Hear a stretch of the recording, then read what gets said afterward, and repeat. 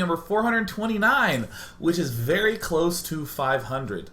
Kind of. In like half a year, I'll be there. 2012, actually, in the year of 2012, we together will hit 500 dailies. But of course, we do not look to the bright and cunning future of the Day 9 daily. We look to this daily right now to celebrate Stephano's Zerg vs. Protoss. Yeah! Now, there have been players who have said at some point in time that it is impossible for Zerg to beat Protoss, and etc., and etc. It actually, interestingly, historically flip-flopped. I talked a little bit about this yesterday, where the Zergs, right when StarCraft 2 came out, were just demolished by Protoss. Protoss was the best race back then. Without that many changes, Zergs kind of went, oh, I guess we just build a lot of drones and take 3 bases. And then the Zerg win rate went and climbed up really high. And then Protosses got a little bit better about deflecting all that, and it started to sort of equalize back. And just now, we've hit the period where Zergs suddenly are feeling totally lost. Actually, this is not the feeling Zergs have. This is really the feeling Zergs have. We'll talk a little bit about that in a sec. Just wanted to again note, I will not be in town starting on Friday, and I will be out of town for 10 days. So there will be a dearth of daily. Fortunately, we'll be doing the Red Bull LAN, and you can watch it on this stream, Twitch TV/Day9TV, by going here on Friday the 6th. Or, excuse me, Friday the 16th at 6 p.m. That'll be a Friday, Saturday, Sunday event, March 16th and March 18th. The Red Bull LAN, where we have 12 of the best players in the world all coming to one place to practice for the upcoming tournaments, such as MLG Columbus. And we'll be focusing on 4 key players, 3 of which have been announced already.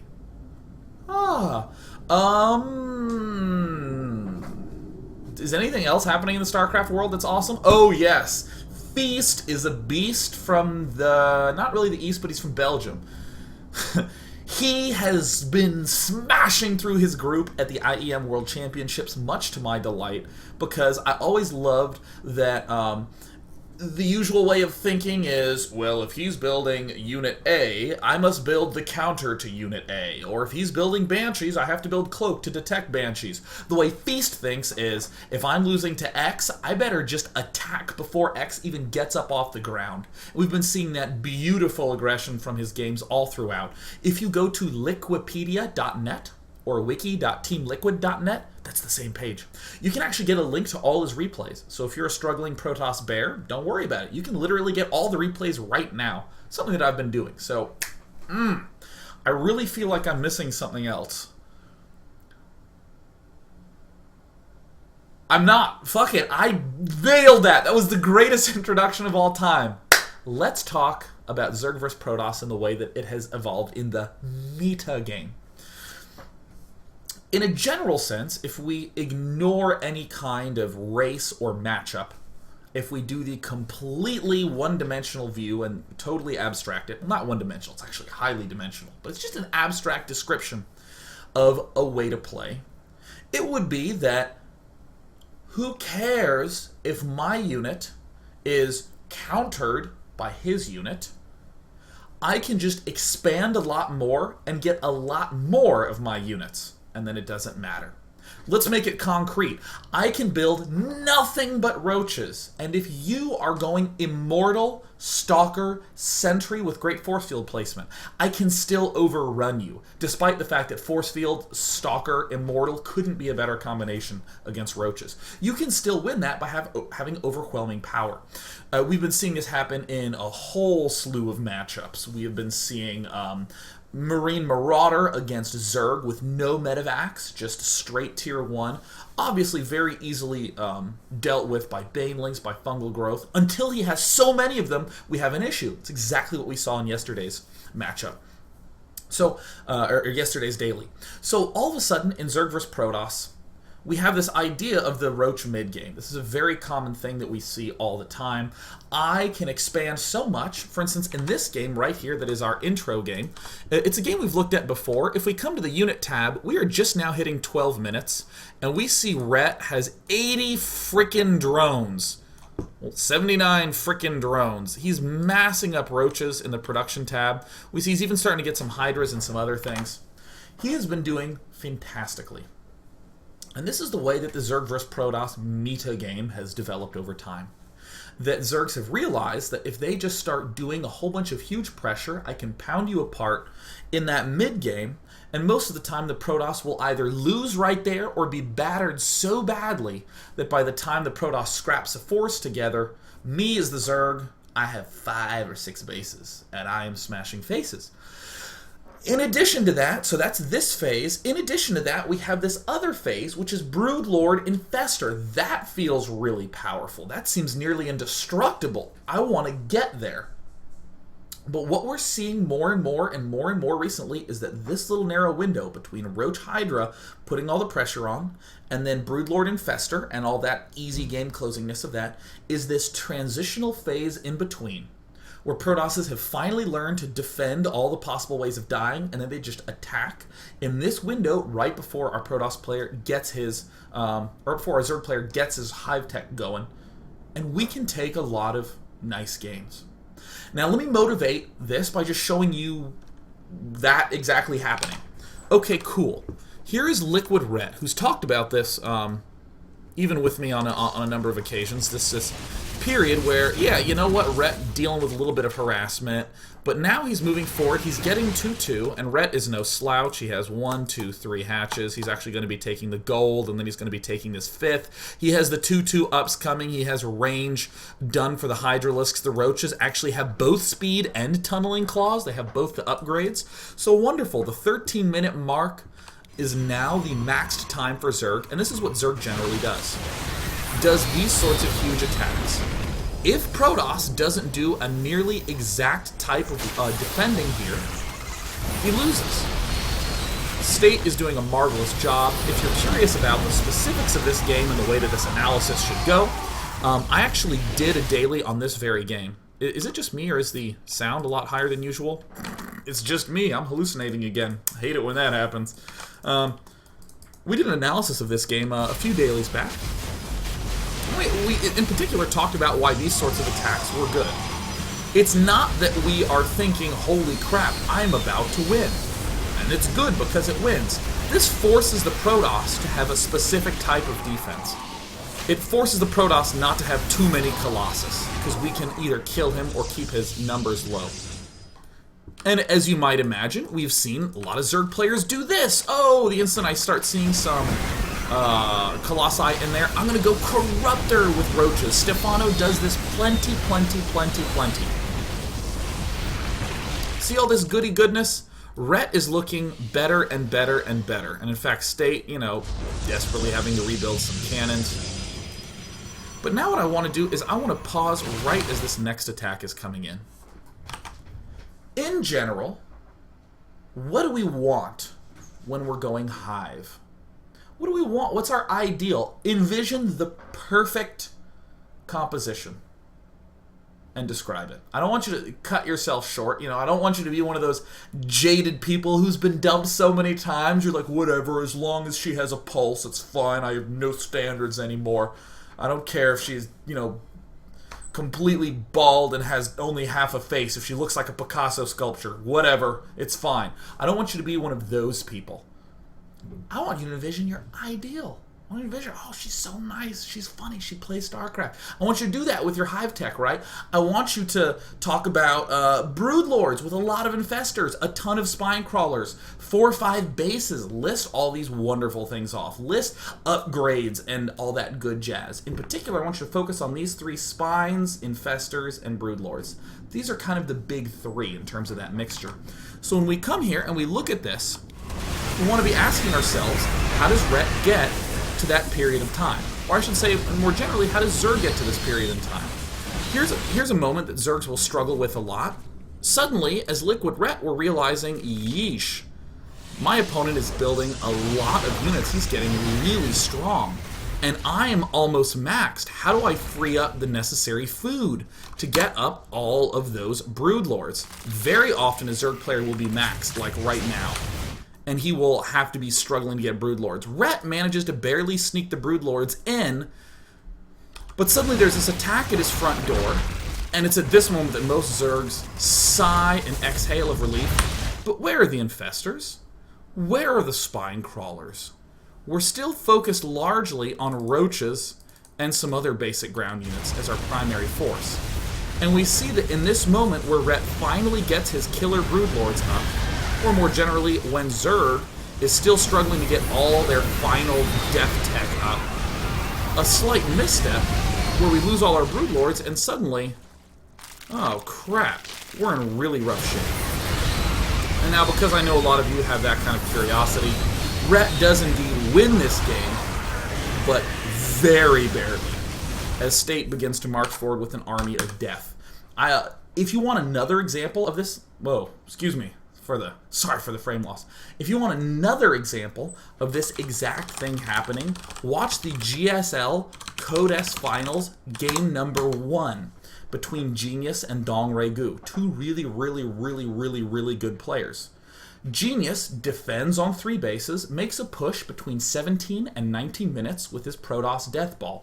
Blinkstalker, Sentry, Colossus, Immortal. Does that Death Ball push. And it hits Genius right before he can get Broodlords up. He's still stuck on that tech. So what we want to do today is we want to admire Stephano's transitioning. The way in which he can stay alive, deal with all the threats, put a little pressure on Protoss, but most importantly, get that hive tech up, this little transitional period that we find oh so scary. So what we're going to do is we're going to watch a number of games. Let's see, I'm pretty sure this is the game. Oh, it's one of these two. You know what, we're going to watch both anyway, so I'll just choose the shorter of the two. We're going to watch this game, and the thing I want to emphasize in broad terms is that we're going to be speeding through the early game quite a lot. We're going to be talking a little bit about the basics of Protoss, and then we're going to stop right when we start to get to the problem areas and talk about some of the pitfalls to hop into. Again, we want spines to defend a lot. We want the infestors because they work so well with our broodlords, which is the third thing we want. We just want these 3.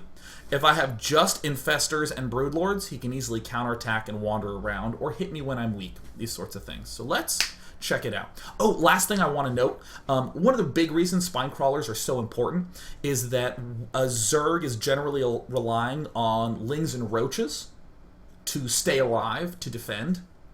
Sure to attack, but let's think defense right now. Those are the units that are needed to defend with. And we're trying to figure out a way to replace all the supply that's in roaches and lings with the infestors and broodlords. So this supply replacing process is a very difficult phase as well. Often Zergs will get maxed with roach, hydra, corruptor. They'll finish their greater spire, but they'll be maxed. And they're like, well, I guess I sacked 20 roaches. And then they sack them, they start building the broodlords, and they die as the broodlords are building. So let's breeze through this really quickly. And by quickly, I mean at ×8 speed, occasionally pausing. Protosses, in general, are going to not be trying to end the game on 2 base plays. They're not going to be going 6 and 7 gateways on 2 bases. They're going to be going 4 and 5, getting upgrades and finding clever ways to defend thirds. Protosses, in general, will also have a number of offensive tactics at the start. Warp Prism harass, air harassment, fast warp gate play. So now we're at ×4. Stephano is going to be taking these 3 bases. We're not as worried about this phase in the game. It's the later stages of transition that I want to just focus on before we end this break in part 1. Alright, cool. Mining, building drones, mining, building drones. And boom, right here, a whole bunch of stuff happens right at 7 minutes. Getting a lair up. Because layers are just good. They give us roach speed, they give us access to spire, they give us access to detection that is mobile. Lair is just a good thing to have. But also, Roach Warren coming up at 7 minutes. Some players delay this till 7:30, but often we see players get this earlier and earlier, and an evolution chamber just to get the upgrades earlier and earlier. This specifically is important because you'll notice a Roach Warren takes about 1 minute to build. We want this Roach Warren done at 8 minutes. Because that is about when the warp gate will be finished. If he chrono boosts it, he can get it done at like 7:30, but never forget that it takes time to warp this to a warp gate, which is 10 full seconds, and then it takes 5 seconds for a warp in, so really at around 8 minutes is when those units will start being threatening. So cool, we're accounting for these early timings, and wonderful, our Evo chamber just finished, so we can build spore crawlers if for some reason we have some sort of potent threat coming in from the likes of air units. Now, this is something that I want to talk about, that we've talked about a bit before. Stephano gets 2 geysers in his main, and none at the expansion, and none at this other expansion. And he does what we call letting his geysers time his strategy. He's going to spend all his gas and that he can on roaches, and the rest he's just going to spend on zerglings. Here's a fairly early move out from a number of stalkers. There's the roach speed coming up. He's getting these extra geysers to do clever, creative things with, taking another 4th. We don't want to talk about all that too much right now. We want to breeze through this. Mid-game push is shut down by the small force, adding on more drones, adding another macro hatch.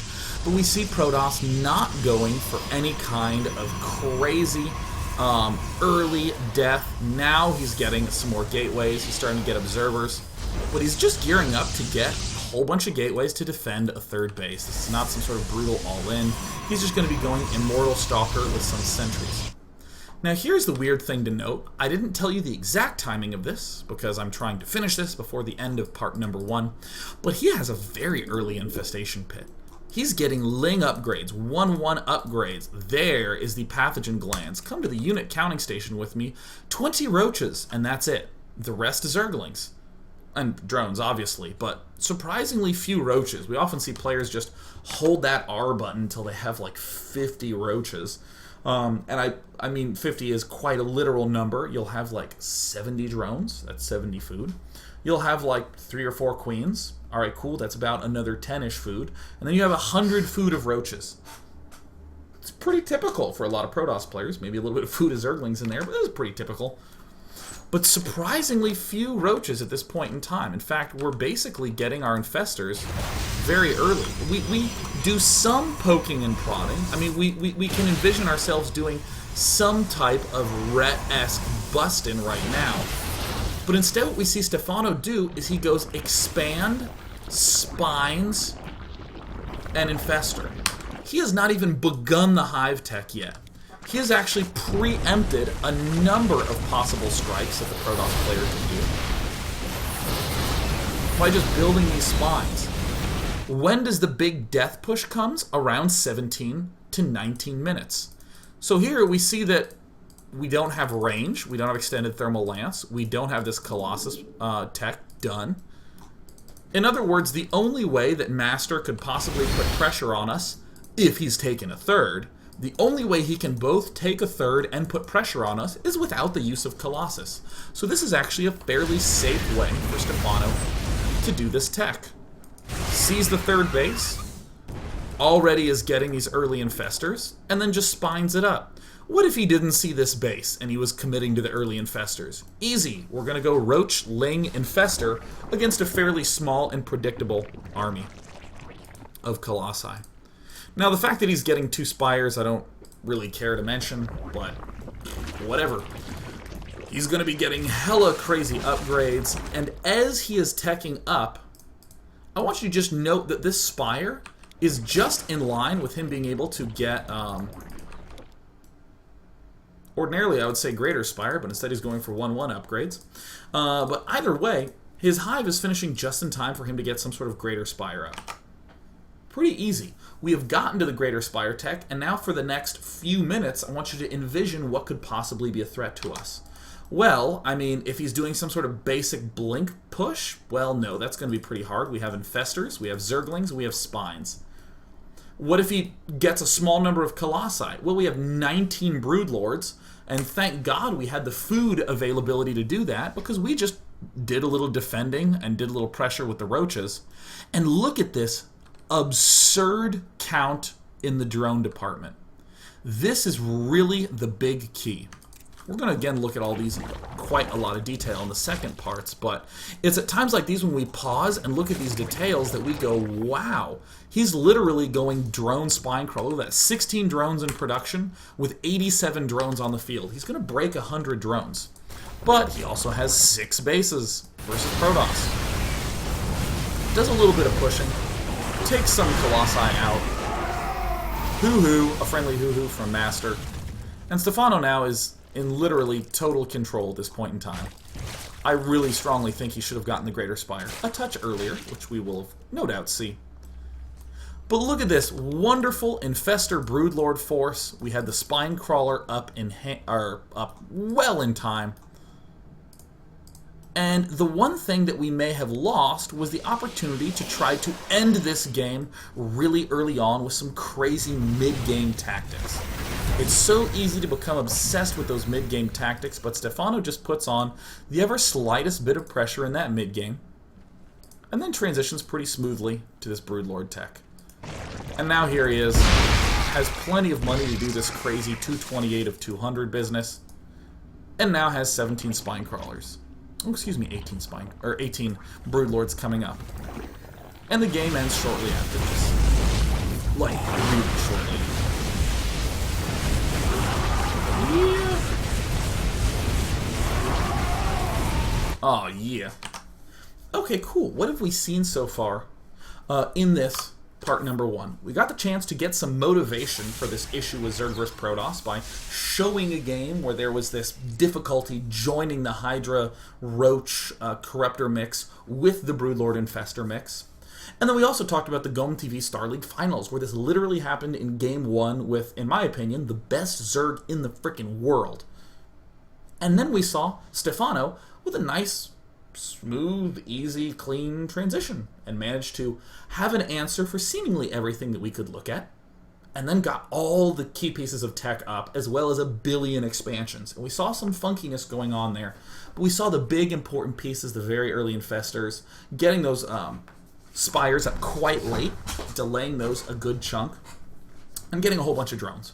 We're now going to take a break. When we come back in part number 2, we're going to look at just tons more examples of Stephano doing exactly this, where we're going to breeze through some early phases of the game and just sort of talk about some of the issues that are cropping up along the way. Woohoo! Go Zerg! Crush and Protoss!